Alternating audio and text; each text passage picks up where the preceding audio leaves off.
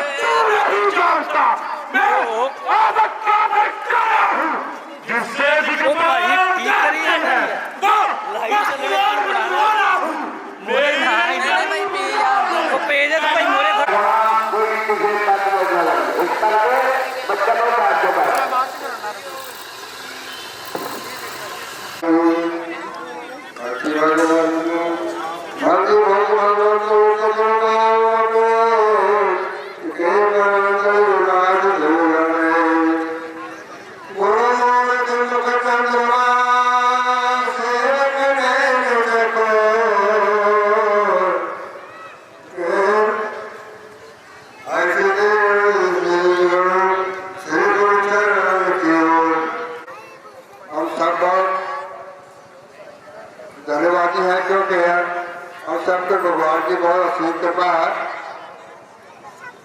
कृपा कैसे होती है? फिर भक्ति मार्ग में क्यों चल पड़ता है?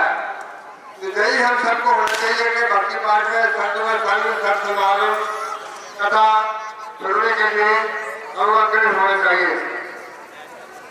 कल की यह जो आपने दर्शन को दोनों का आधार किया और जो सुन रहे थे उससे जो कुकर्म किया उस कुकर्म के होते हुए वो खरदूस को उसके कहने पारे जदूर को मारे गए थे।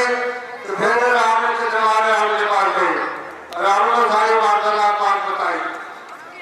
रावण ने पूछा कि तुम खरदूस के पास नहीं गई थी? वो कहती मैं गई थी। तो दोनों राजकुमारों ने खारों से सबको मौत के घाट उतार दिया।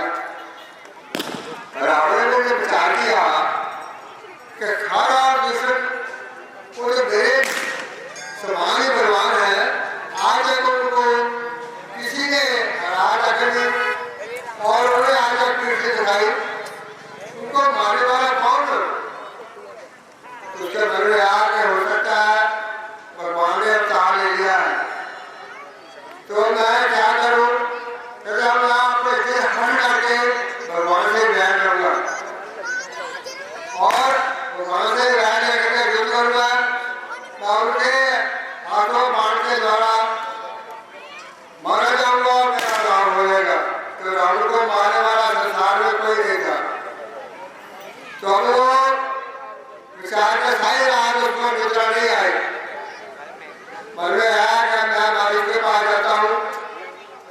मरीज एक ऐसा रास्ते था, कोई भी रूप बना सकता, कोई भेष धारण कर सकता था। तो अब रावण मरीज के पास आएगा, रावण मरीज का समाधान छोड़ेगा। तो भगवान राम को पता है, तो वहां राम तो अवतार लेकर के आए हैं राष्ट्रीय नाश करने के लिए, धर्म की रक्षा करने के लिए। तो उन्होंने जब मनुष्य शरीर धारण के लिए किया है, भगवान जी ने अपनी इच्छा ले लिया है, उनकी लीला है वो सब जानते हैं और कोई नहीं जान सकता। तो भगवान राम माता जानकी से कहेंगे कि हे प्रिय, हे सीते, अब तुम ऐसा करो कि अब तुम अपने प्रवेश कर दो, क्योंकि अब मैं सीता माता जानकी ये प्रवेश कर गई तो अपने शायर रूपी शरीर को वहां रख दिया है। तो उसके बाद अब आप रावण और मारीच का आशीर्वाद सुन के देखेंगे।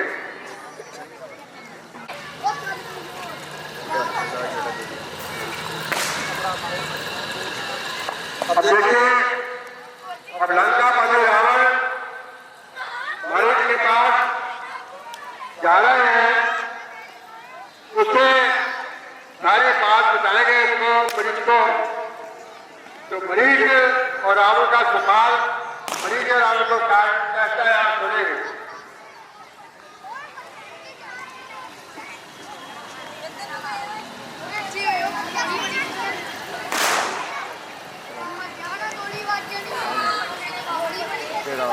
हे रावण, क्या बात है? क्या बात है? तुम्हारे चेहरे पर इतनी उदासी क्यों है? क्या कारण है? जल्दी बताओ। हे मरीच, मैं आपके पास आया हूँ कि हमारी हर और दूषण और दोनों वो हमारे भाई से वो हमारे भाई से युद्ध में वो और निपुण थे, उसको उनको मारने वाला नहीं था। तो उनका दो प्रवासी जिसका नाम राम है, जिसका नाम राम है, छोटे भाई का नाम लक्ष्मण है, छोटे भाई का नाम लक्ष्मण है, उनके हाथों हर और दूषण सेना से सभी मारे गए। इसलिए मैं तुम्हारे पास आया हूँ। रावण, तो मैं तुम्हारी क्या सहायता कर सकता हूँ? हे रावण, मैं तुम्हारी क्या सहायता कर सकता हूँ? आप ऐसा करो, आप ऐसा करो, आप कोई भी रूप कोई भी शरीर धारण कर सकते हैं, कोई भी शरीर धारण कर सकते हैं और आप सोने का मृग बन करके वनवासियों की कुटिया के आगे घूमो उनके साथ में और उनके सामने सुंदरी स्त्री है, तुम्हारे तो आप सोने का मृग बनेगा, बलवायमान हो जाएगी, वो अपने पति को कहेगी मुझे वो सोने का मृग है, चाहे मार काट के लाओ, जिंदा लाओ, चाहिए। लंकापति रावण, हे लंकापति रावण, मेरी बात सुनो। आप मेरी बात ध्यान से सुनो। वो कोई साधारण पुरुष नहीं है, कोई साधारण पुरुष नहीं है। उन्होंने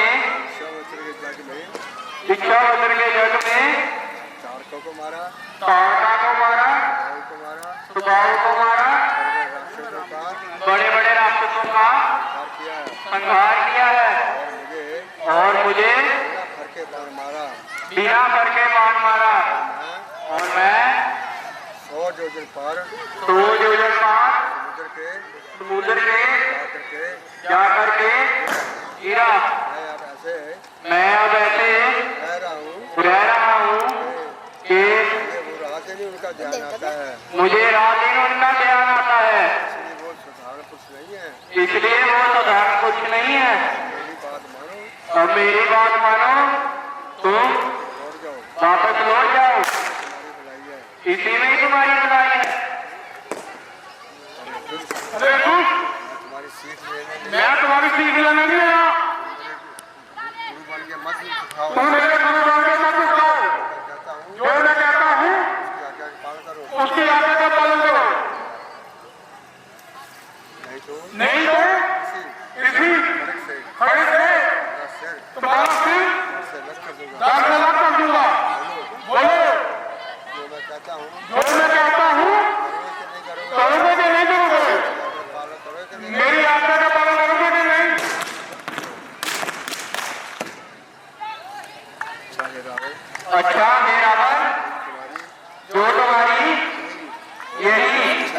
इच्छा है, तुम्हारा मत है, तो मुझे जाना ही पड़ेगा। अब रावण ने मरीज को बहुत बड़ा बुरा कहा, अपने खड़ग तलवार काट करके उसको दुर्गार रहा है कि तुम मेरी आज्ञा पालन करो, नहीं तो मैं इसी खड़ग तलवार से तुम्हारा सिर जब से अलग कर दूंगा। तो अब मरीज भगवान राम के यहाँ निवास करते हैं कुटिया में, वह उसके अपने सोने का अंदर बन करके उस कुटिया के सामने घूमेंगे। और लंका में लौट राम को पता था तो भगवान ने कहा लिया है, तो जो खाली उसको मार सकते हैं, उसको मौत के घाट उतार सकते हैं, तो साधारण कुछ नहीं हो सकते। उसने कहा कि मैं हट करके राम से बैठ लूंगा और उनके बाण के द्वारा मैं अपना अंत कर दूंगा, और इस लिए को जोड़ करके मैं उनके ध्यान को जाऊंगा। तो फिर मरीज और सोने का करके तो महाराज की कुटिया के आगे घूमेंगे और माता सीता ही उस सोने का करके जैसे डालेंगे तो महाराज हो जाएगी। तो महाराज को कहेंगे हे स्वामी, वो देखिए वो कितना सुंदर मृग है, मुझे आप मृग लाकर दिए चाहे कितना हो चाहे ना करके। तो राम को जानते हैं, सब जानते हैं, तो बुलाना आगे जाता हूँ और मृग को लेकर के आता हूँ। महाराज अपना धर्म मारने करके मृग के पीछे पीछे चलते हैं।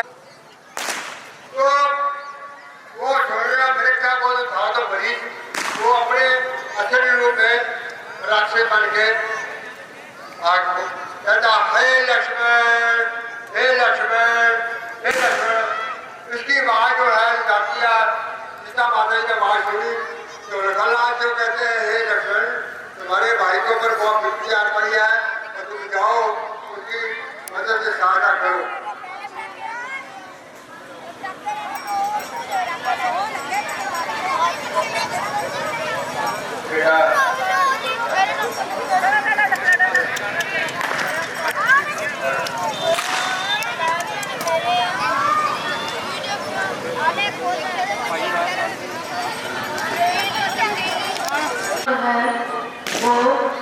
वो सुंदर है, कृपा कीजिए वो सोने का मिलो, चाहे जिंदा लो चाहे उसको मत लो, मुझे वो चाहिए।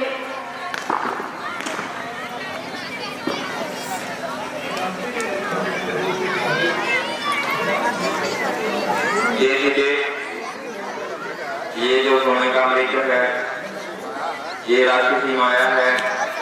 आज तक सोने का मृग ना तो देखा है ना सुना है।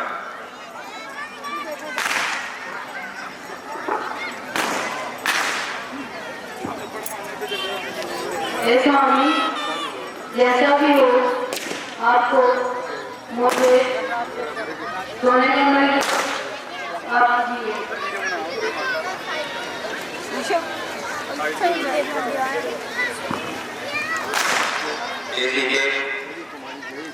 यदि तुम्हारी यही इच्छा है तो मैं अभी इसको जिंदा मार करके लाऊं।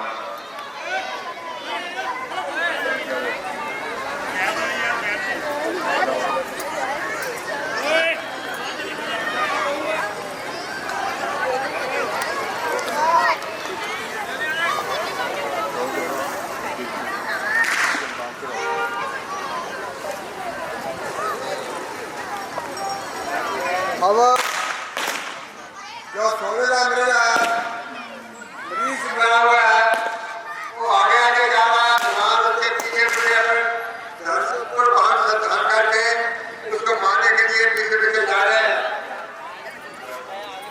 तो आगे जाके बहुत दूर निकल गया, तो भगवान राम जाकर के उस बाण के द्वारा उसको उसका श्रृंगार करते हैं।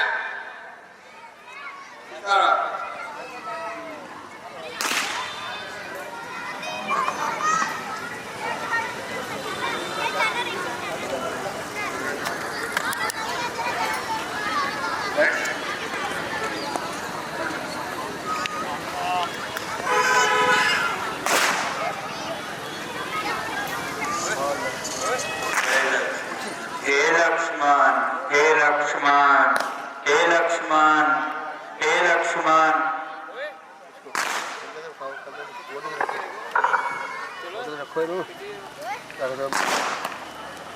चक्कर लगाओ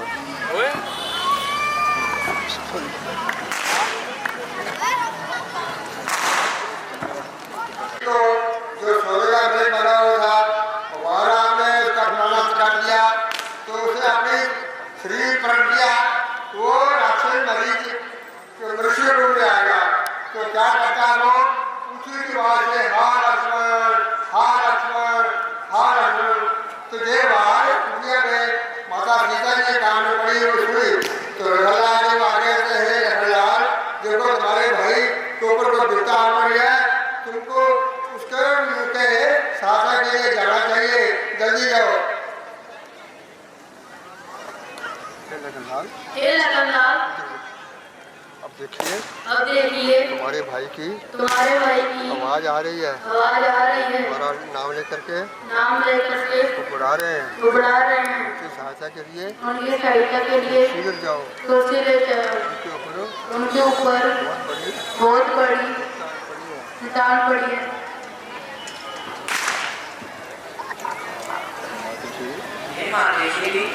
कहीं भगवान के ऊपर भी ऐसी विपदा नहीं आ सकती वो तो सबकी विपदा सबके कष्ट बचाने वाले हैं तो भला उनके ऊपर कौन सी विपदा आ सकती हे लक्ष्मण तुम मेरी बात को सुनी कर रहे हो क्या कारण है तुम्हारे मन में क्या है बड़ी आज्ञा का पालन क्यों नहीं करते जल्दी जाओ भाई के पास अपने भाई के पास ऊपर बहुत भुगतान पड़ी है और उनके पास बहुत भुगतान पड़ी है शीघ्र जाओ अच्छा माता श्री मुझे प्रभु ने आपकी रक्षा के लिए यहाँ छोड़ करके गए थे तो अब आपकी आज्ञा का मैं पालन करूँगा इसलिए भगवान की आज्ञा का उल्लंघन होगा अब मेरी आप ध्यान से बात सुनो खींचता हूँ अब जो ये मैं रेखा खींचता हूँ रेखा के बाहर नहीं आना इस रेखा से बाहर नहीं आना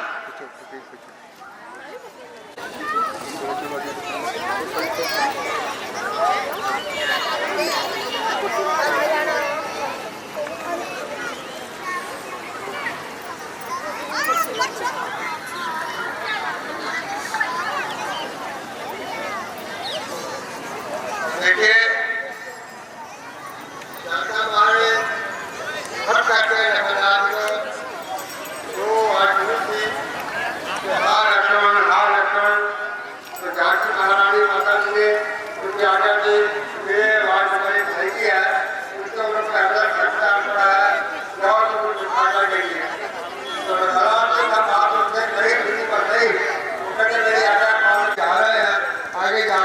दोनों भाइयों का मिलाप होगा तो अब रावण आएगा रावण सीता का हरण कैसे करता है और अपना साउंड बना करके उनके पूजा के आगे घूमने का आएगा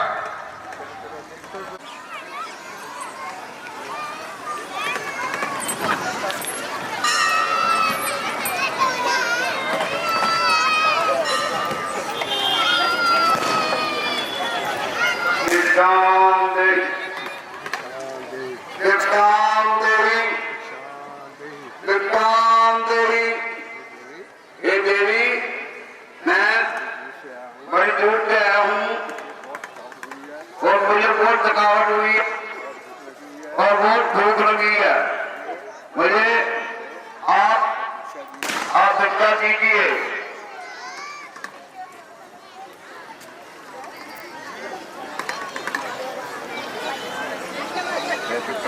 हे पितृव्य मैं भिक्षा दे रही हूँ हे मुनिवर अंदर आकर के भिक्षा ले लो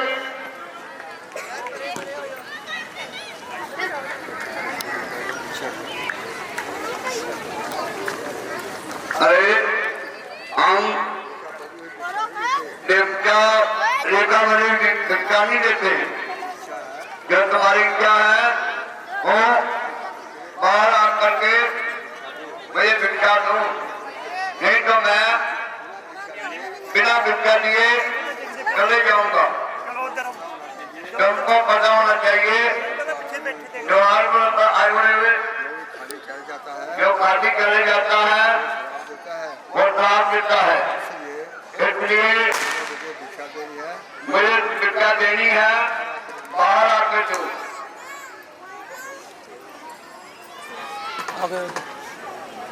और रावण जी आएंगे और सीता जी का हर करके अपने विमान पर बिठा के उसको हर करके ले जाएंगे।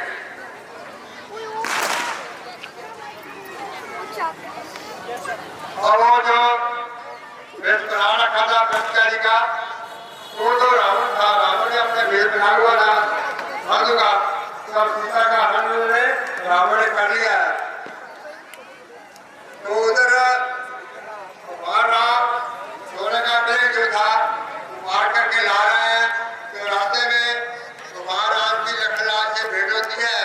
तो उनका आपस में वार्तालाप मुझे कुमारराम लखनलाल जो कहते हैं, अरे लखनलाल तुम तो आ गया सीता के, मैं तो तुम्हें वहां छोड़ करके आया था कि सीता की रक्षा करना देखना।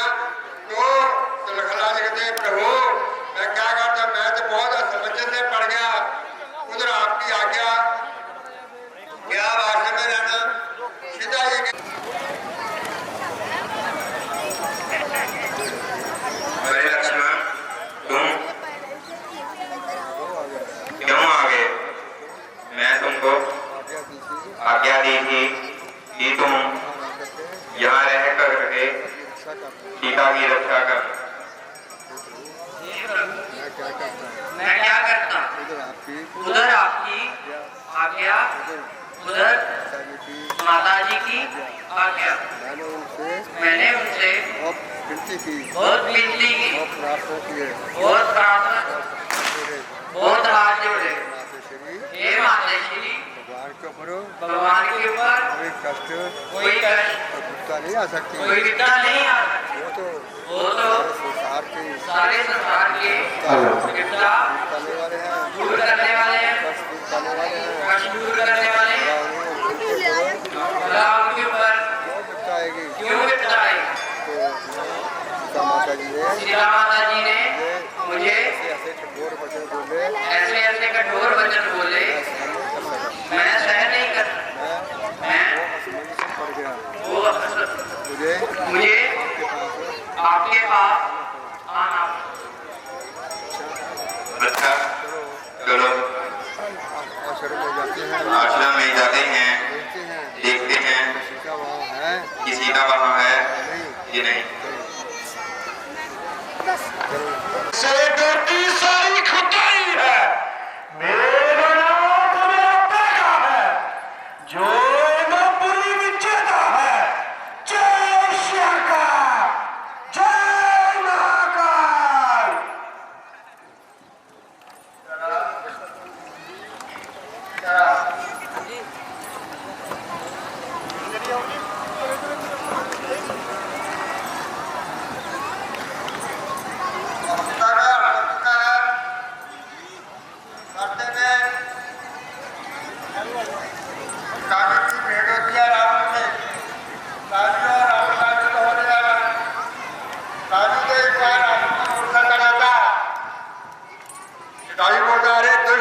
पापी वो एक घबरा को हट करके लेके जा रहा है।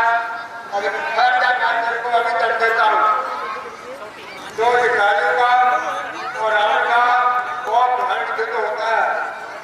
उधर भगवान राम और लखनलाल जी जब अपने कुटिया के आते देते हैं, कुटिया में सीता नहीं है, तो राम लखनलाल से बोलते हैं कि हे लखनलाल, सीता का राक्षस है। अपना आश्रम में सीता नहीं है, उसका कारण हो चुका है। किसी राक्षस ने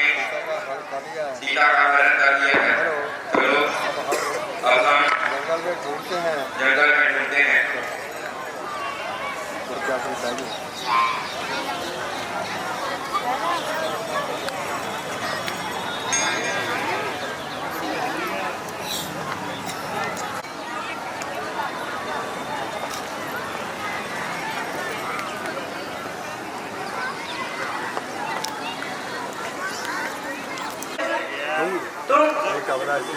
एक कपड़ा बंद करके ले जा रहा है। अरे पापी, अभी मैं तुझको दर्द देता हूँ। तुमको मैं अपने किसी हाथों से और तुमको प्राण के अंत करता हूँ और तुम्हारे प्राणों का अंत करता हूँ।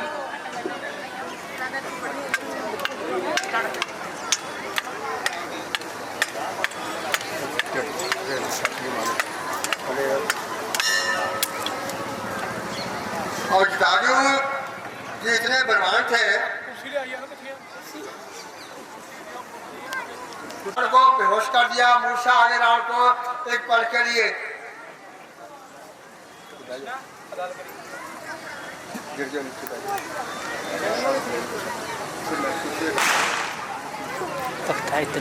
तो और जटायु ने उसको हाथ से बाहर काट दिया, उसको मूसा कर दिया। फिर जब रावण की मूसा पूरी, फिर दोनों का युद्ध होने लगा। तो रावण ने अपने खड़ग में अपने तलवार के द्वारा जटायु का एक पंख काट डाला।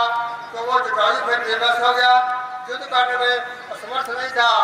तो अब वो जटायु वहीं गिर गया।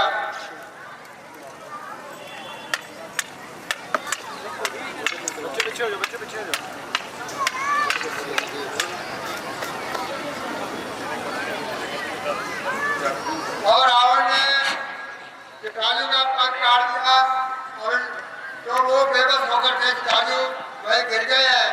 उधर से भगवान राम और लखन जी जंगल में विचरते हुए रास्ते में आते हैं। जब देखते हैं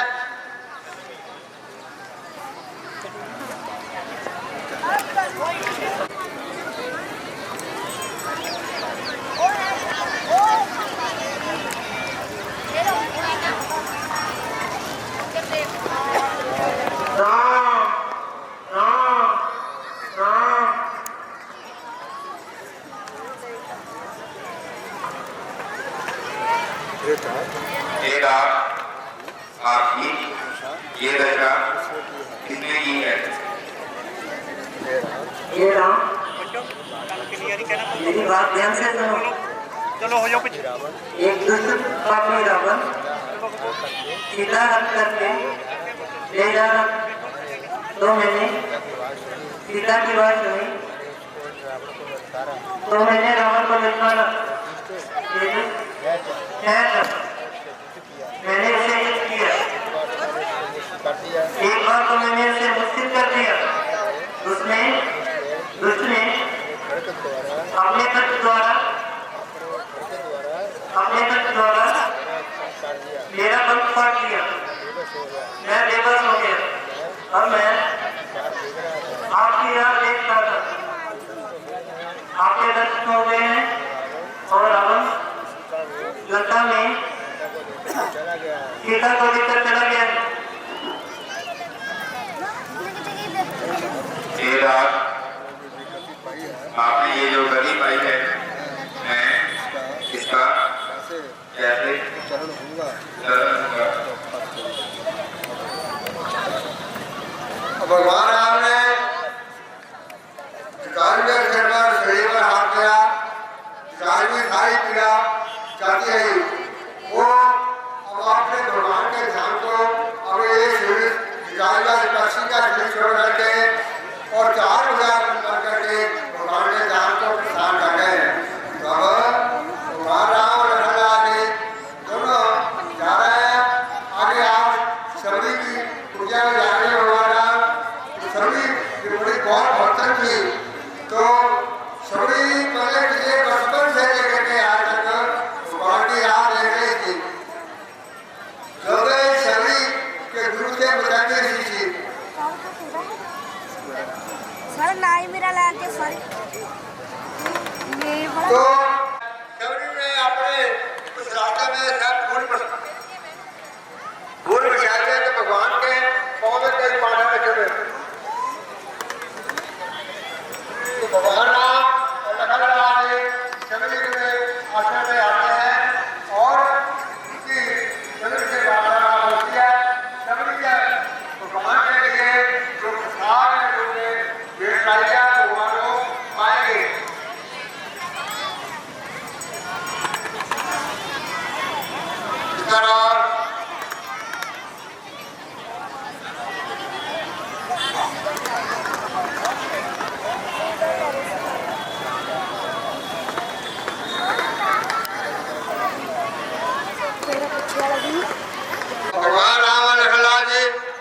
शबरी के आश्रम में पधार चुके हैं।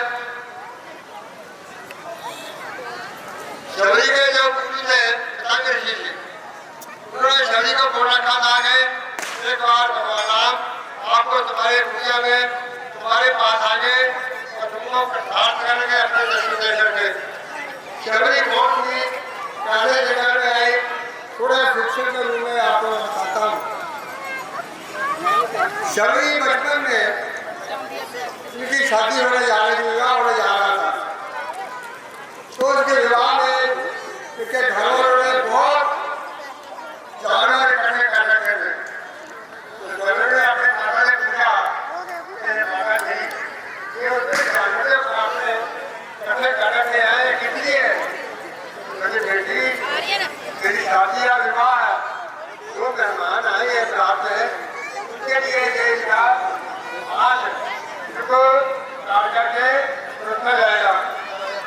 जब मन में आया कि मेरे विवाह के लिए जानवरों की बलि दी जाएगी, तो कहते शादी नहीं हो, अपने मन में विचार कर रही है। तो मैं जिनका नाम था पतंग ऋषि जी, तो उनके पास गई तो कहते बेटी कौन है, क्या बात, कहाँ से आई हो? तो शबरी जी ने सारी बात सारी बताने को बताई। तो कहते हैं कि हे बेटी अब तुम इससे आसन लगाना, ऐसा करो कि हमारी कुड़िया के बाद इनको रहने का या बना करने तो बरोगे, तुम यही रहो, भगवान भजन करो। तो जो वहाँ आकर के भजन कर रही है शबरी जी, तो कहा किसी जी ने एक बार भगवान आएंगे, मैं उनको फल दूंगी, पाएंगे और मैं उनके दर्शन करूंगी। तो भगवान आप उनके आश्रम में आए हैं, उसे वार्तालाप किया है। तो भगवान आपसे उन्होंने क्या मांगा है? राम से भगवान ने, हे प्रभु मुझे पूछने चाहिए, मुझे अपने चरणों की भक्ति कीजिए। भगवान राम ने कहा तथास्तु। तो शबरी जी उनके चरणों में प्रणाम करके गुरु धाम में पधार हुए। अब भगवान उनसे कहते हैं कि आप ऐसा कीजिए कि आगे आप ऋषिमुख पर्वत आएगा, वहाँ बांधे सेना है, वहाँ पर सुग्रीव वहाँ नेता है, वो वानरों का राजा है, उससे आप भेंट कीजिएगा, कोई आपकी हुई सहायता करेगा। भगवान राम और लखन जी दोनों इकट्ठे अब ऋषिमुख पर्वत की ओर जा रहे हैं। कल को आप देखेंगे बांधे सेना हनुमान जी का मिलाप होगा भगवान राम से और सुग्रीव की मित्रता होगी। तो जब समय आदि और सुग्रीव का युद्ध भी होगा। इसलिए आज लीला यही विश्राम देते हैं। आपका बहुत बहुत धन्यवाद। भगवान आपको स्वस्थ रखे, घर में सुख शांत रखे और अपनी भक्ति का आपके मन में सबके मन में निवास दे। रामचंद्र भगवान की जय।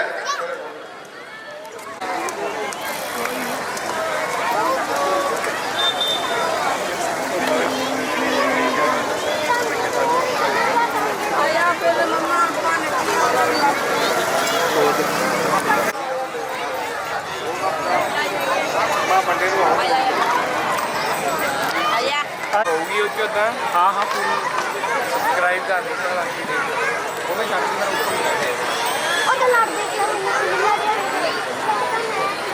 मैं लाइव चलता है चैनल केड़ा